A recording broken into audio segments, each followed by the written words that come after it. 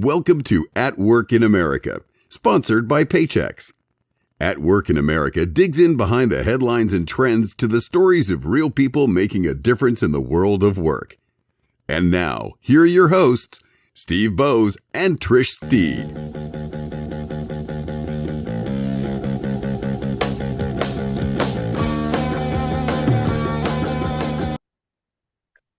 Welcome to the At Work in America podcast. My name's Steve Bowes. I'm joined by Trish Steed. Trish, how are you today? I'm fantastic. How are you? I'm not as well, perhaps, as you. And here's why, Okay. Trish. I just realized All right.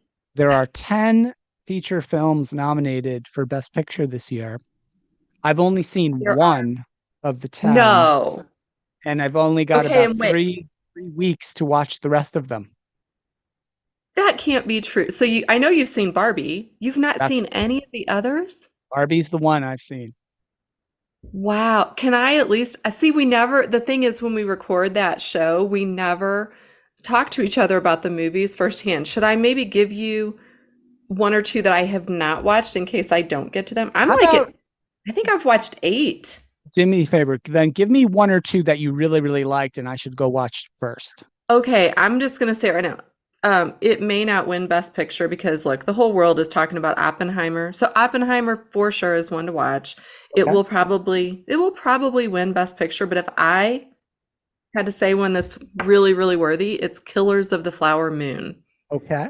with Leonardo DiCaprio. It's a Martin I've heard of him. Scorsese film. It's phenomenal. Like I watched it once and I had to buy it because a lot of these you have to buy at this point to watch them. They're not quite on streaming yet in terms of, free streaming, but it's worth it. It's worth it. I can't wait to watch it again. So, Okay. Thank you for those recommendations, Trish. I'm going to get on it very soon. The reason okay.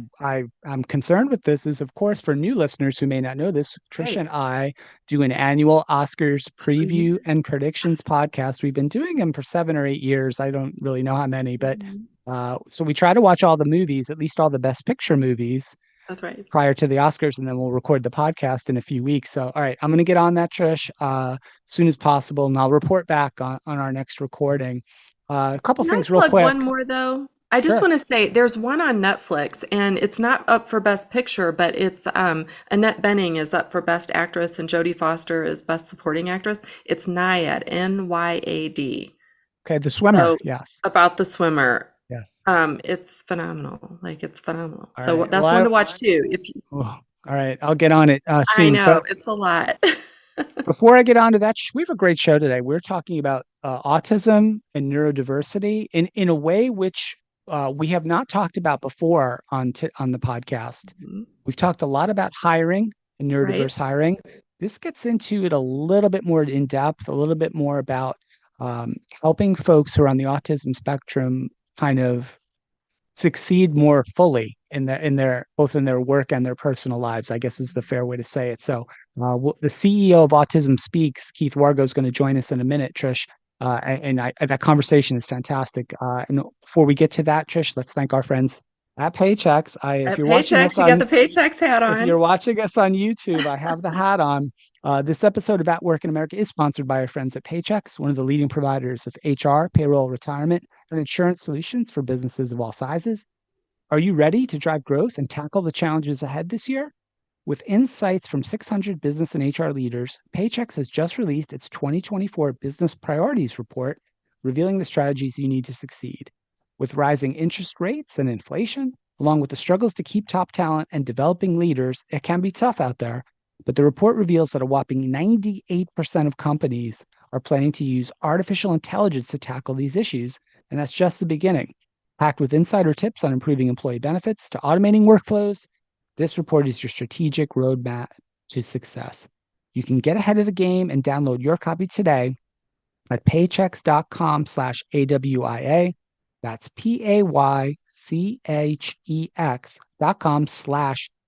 paychex.com/AWIA. Business success this year is just a click away.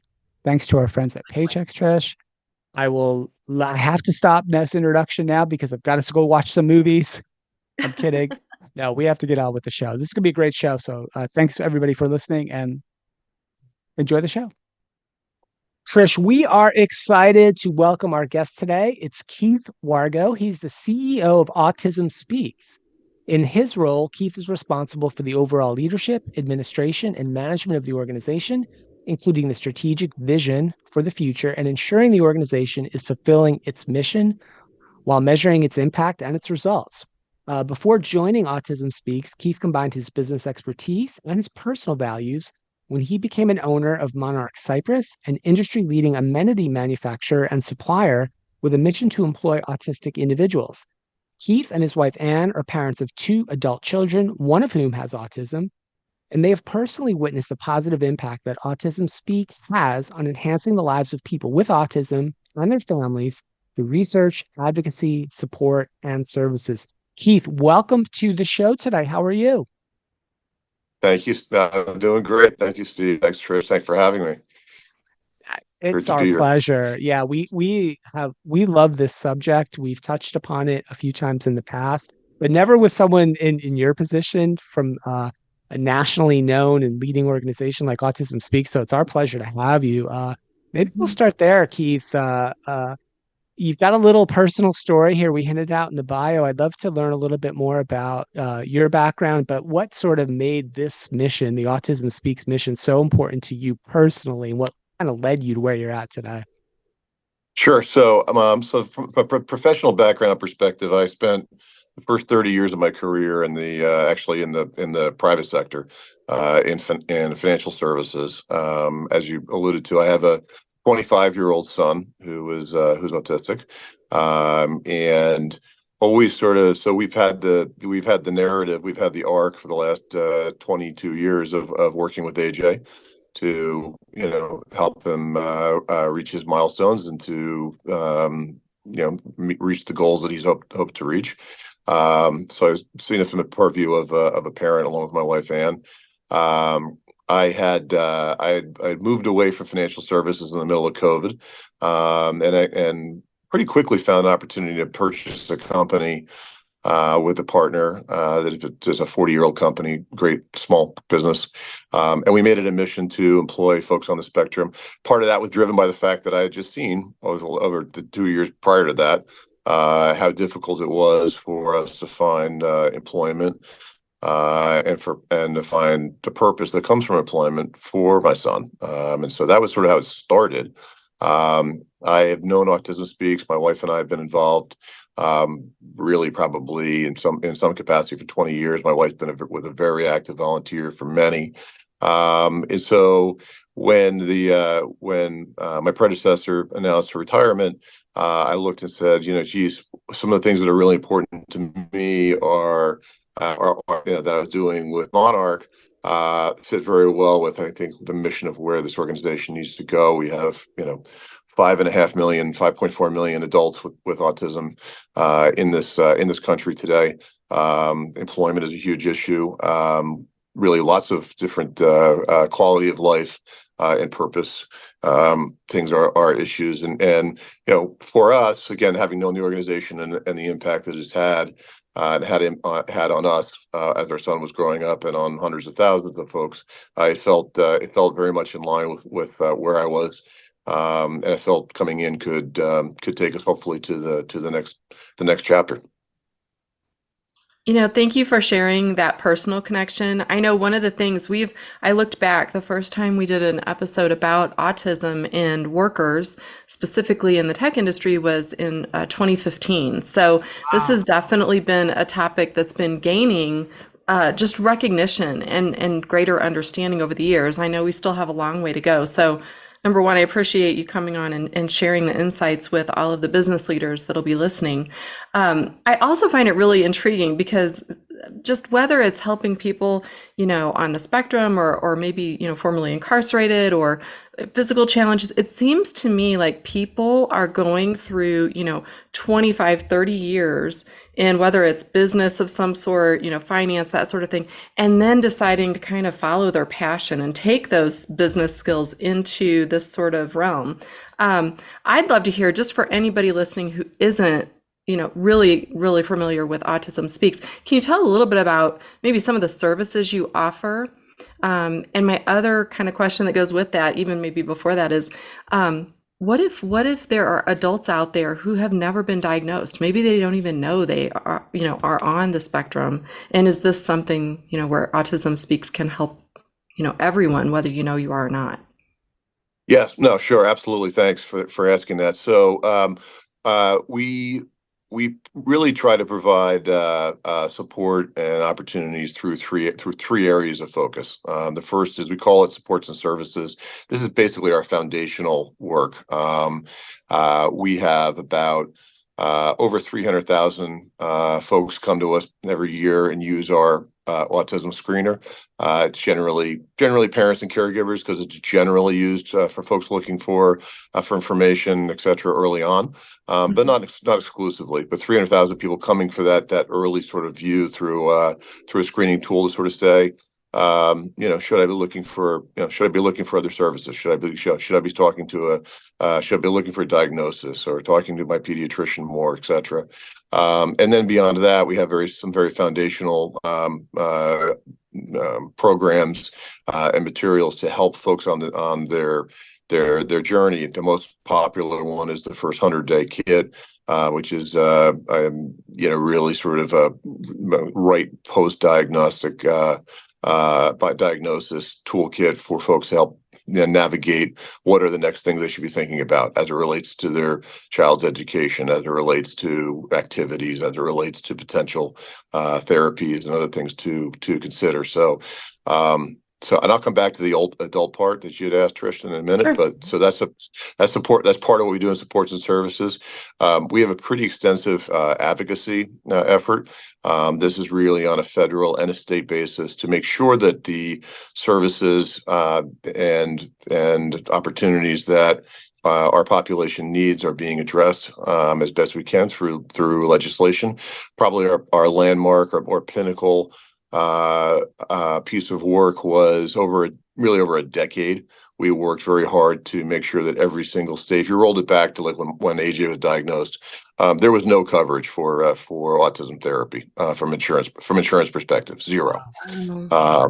And today, and certainly this was not singularly something that Autism Speaks did, but it was a big part of our mission for a long period of time. Today, all 50 states have insurance coverage for therapies. Now, it's not perfect, and we continue to work on making it better. But that is a pinnacle thing we have done on the advocacy side, and then our last area is research and science.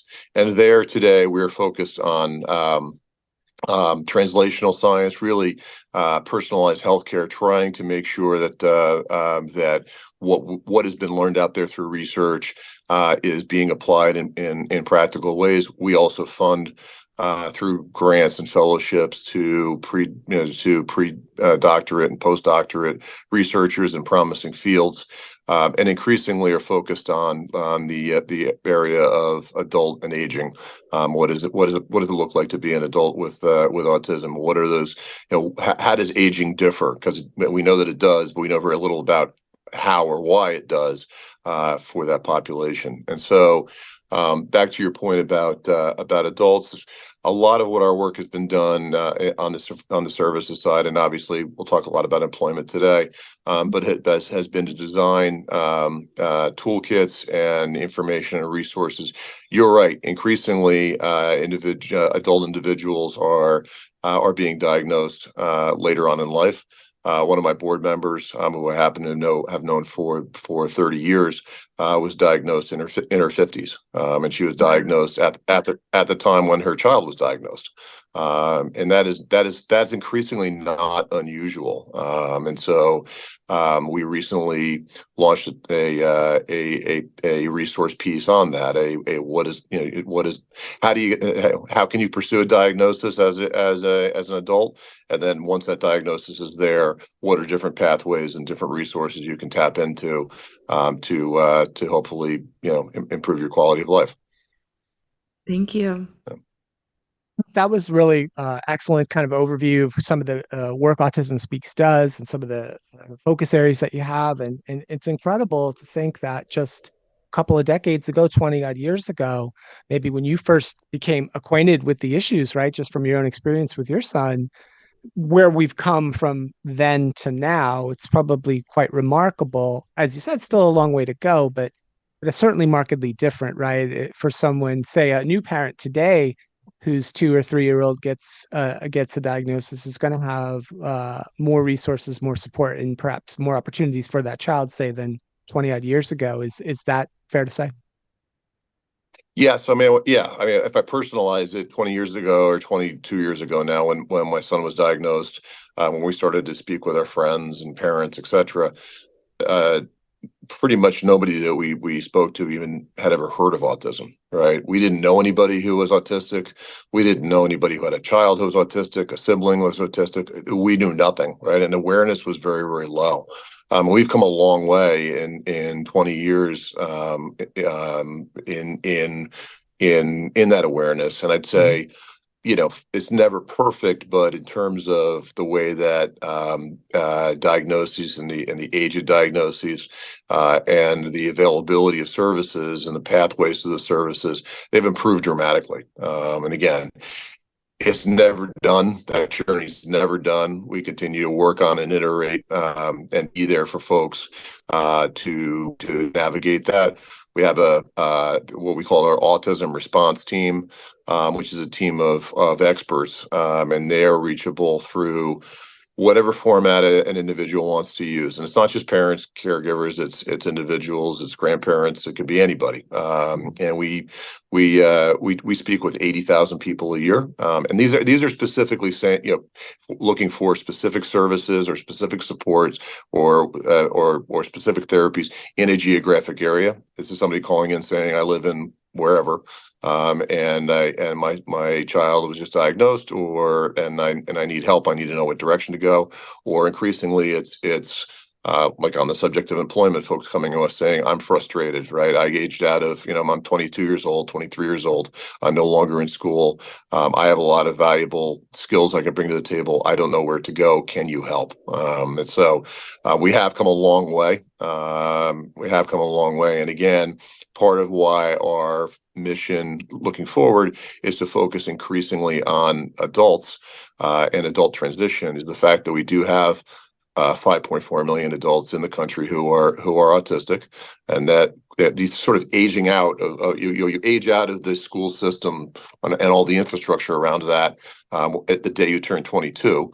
And the support and then safety nets there, et cetera, they're just not the same. They're nascent in a lot of areas, and there's 70 to 100,000 individuals every year who are aging out of that.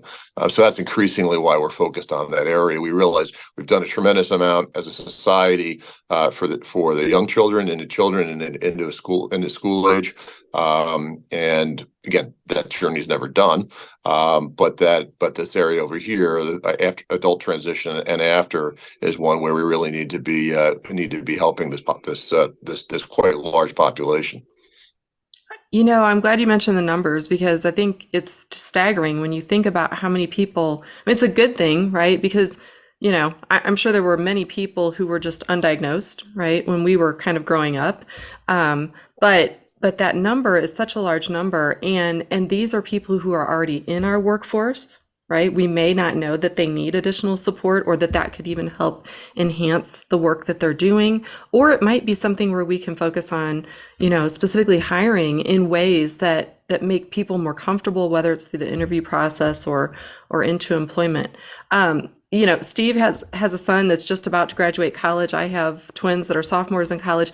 I know there's still, it feels like, as a parent of someone that does not have autism, it's tough to even get them ready to go into the work world as it is. I would love to hear kind of how you're talking about that as they're getting ready to age out of the school system. What is it specifically that you all are doing to kind of help get them into that next phase, which is the workforce? Yeah, so I guess I would just reference a couple of statistics just to back up what you just said. So today, only 1 in 5 individuals with a disability, including autism, is employed. only 1 in 5. And Wow. when you couple that with, a historically low unemployment rate in this country, right? What you have really is a incredible supply and demand imbalance, right? And that's really what we are trying to help address here, through our pinnacle program around this is called Workplace Inclusion Now. It's a program it really drives to we triangulate by working with employers, working with job seekers, and we really think there's an important community element to it too, community stakeholders, and that can be formal community stakeholders like vocational rehab services, or more or less formal community stakeholders to raise awareness to why this is a win-win and why it's so important. And what that program looks like is the pinnacle of it really is an exhaustive set of online training programs that we offer that help to address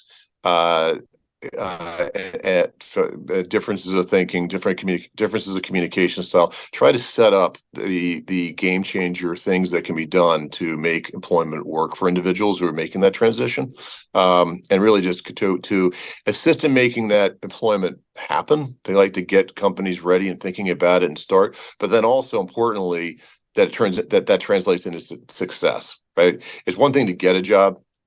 It's the more important thing is to keep the job and hopefully grow in that job. And so the way we think about it which is a little bit unique, is really on a demand based.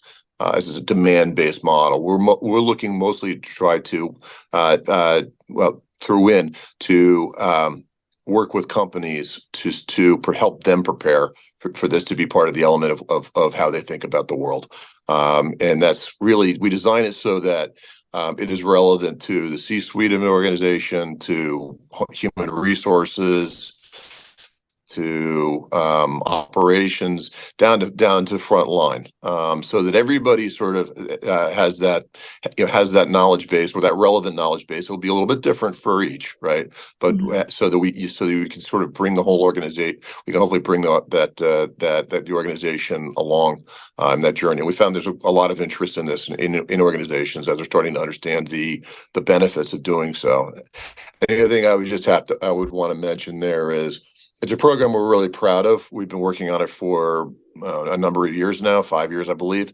And importantly, it's been something that we have had autistic individuals, autism experts. We've had really experts around the space, including those who are autistic themselves, involved in designing it, so that we know that we're building something that has validity and is evidence based. So that's one of the biggest things we do. Keith, thank you for sort of describing how the WIN program works. And I really appreciate the fact that you talked about, hey, it's not just getting your foot in the door, as it were, right?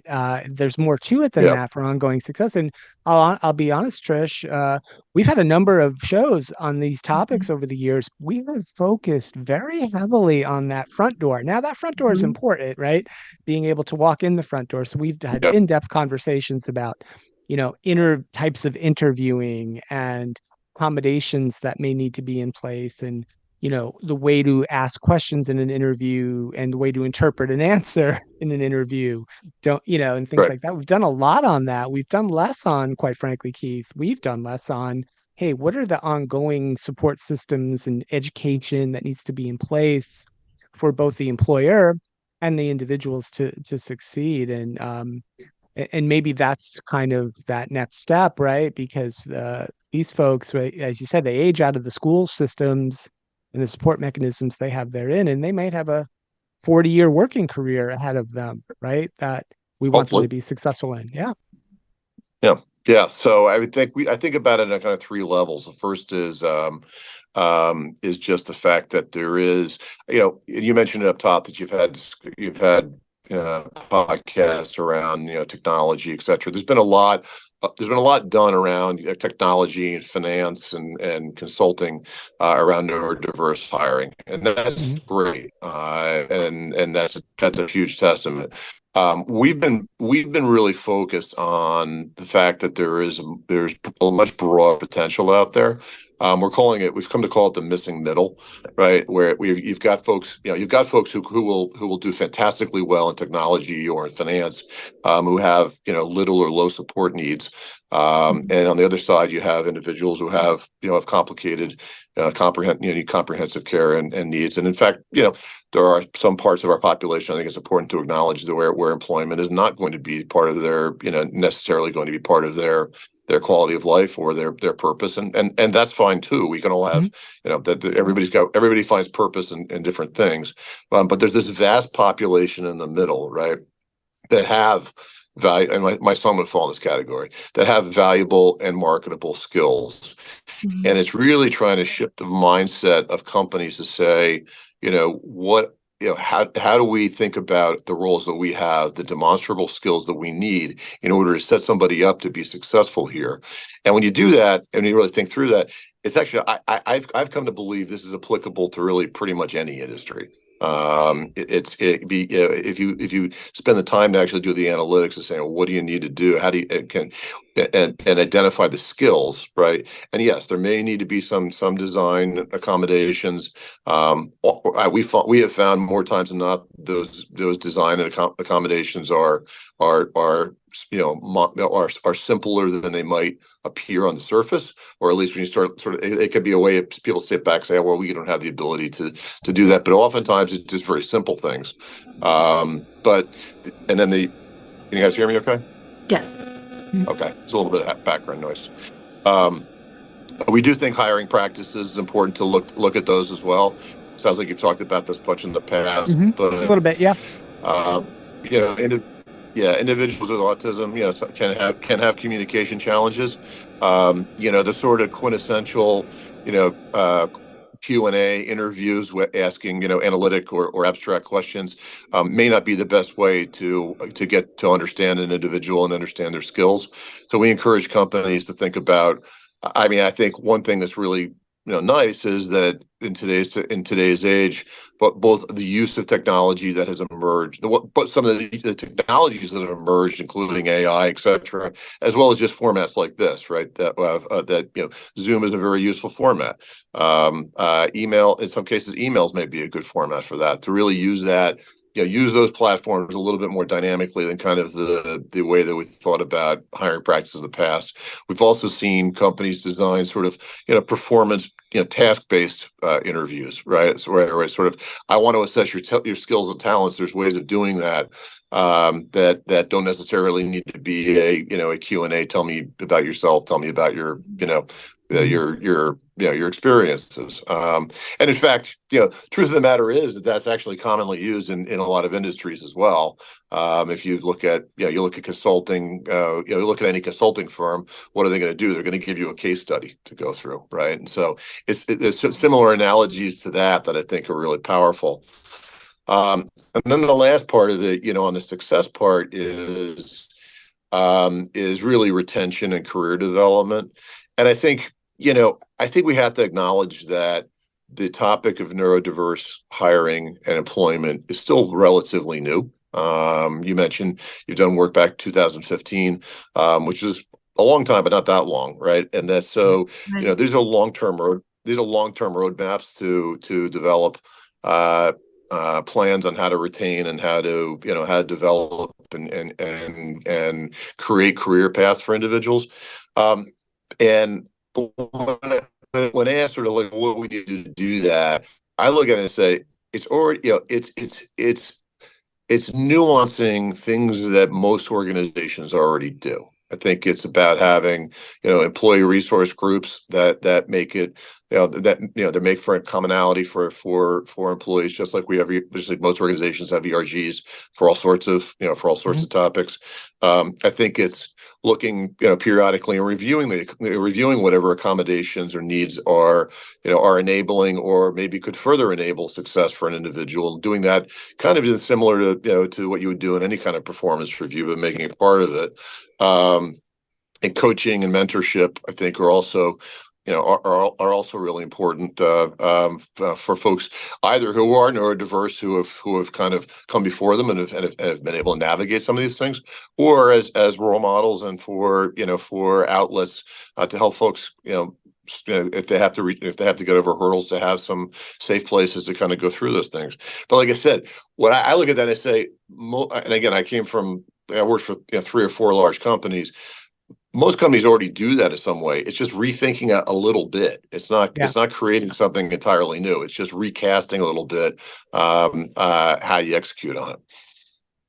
I love all of that you shared, and especially the fact that you shared about skills, because, from an HR perspective, which many of our listeners are HR leaders, we've been focused on skills solidly for at least 5 years, right? In terms of kind of breaking jobs down into what skills are necessary and in terms of promotion and so forth. So, I'd love to ask though, when it comes to skills, are there still, I don't know if the right word is stigma out there when you think of someone who is autistic or on the spectrum, to where it might hinder you even considering them for roles with certain skills? And I'm going to give you an example. I'm from St. Louis. I don't know if this is a formal plan this place has, but there's a restaurant called McAllister's Deli, and they have hired, at least at this particular franchise, numerous people on the spectrum.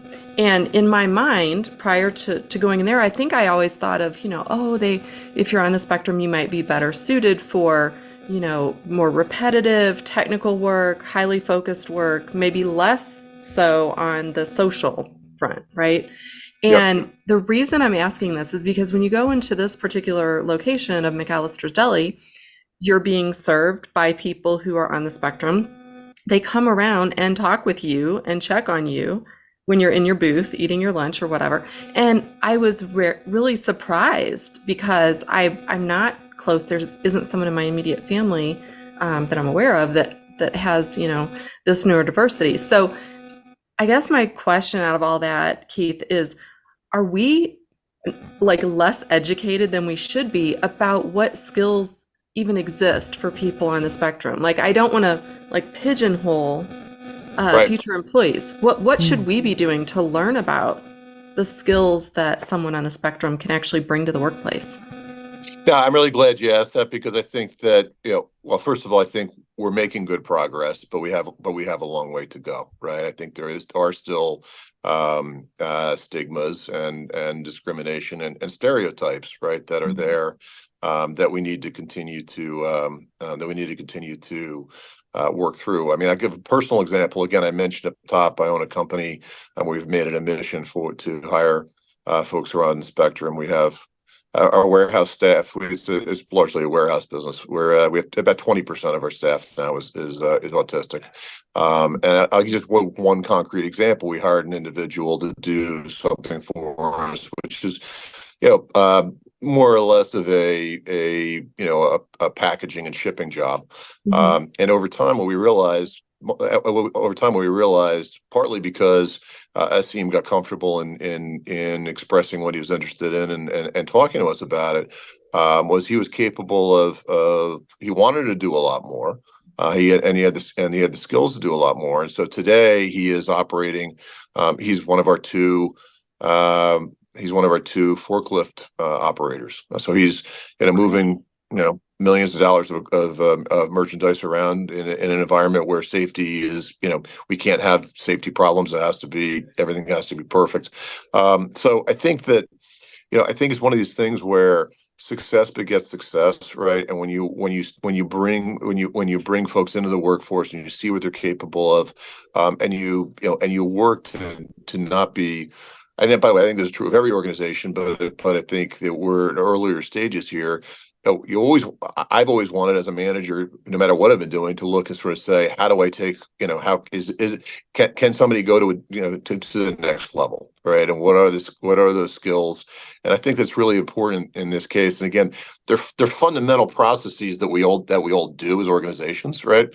And I think the nuances that have to go on about it is to look at it from a little bit of a different lens and to try to avoid those stereotypes. And that's why I go back to this missing middle concept, right? Again, I am thrilled as a parent, as a citizen, as a taxpayer in this country, to know that there are so many people with autism who are succeeding in the largest tech companies and the largest financial institutions and everything. I think I'm thrilled about that.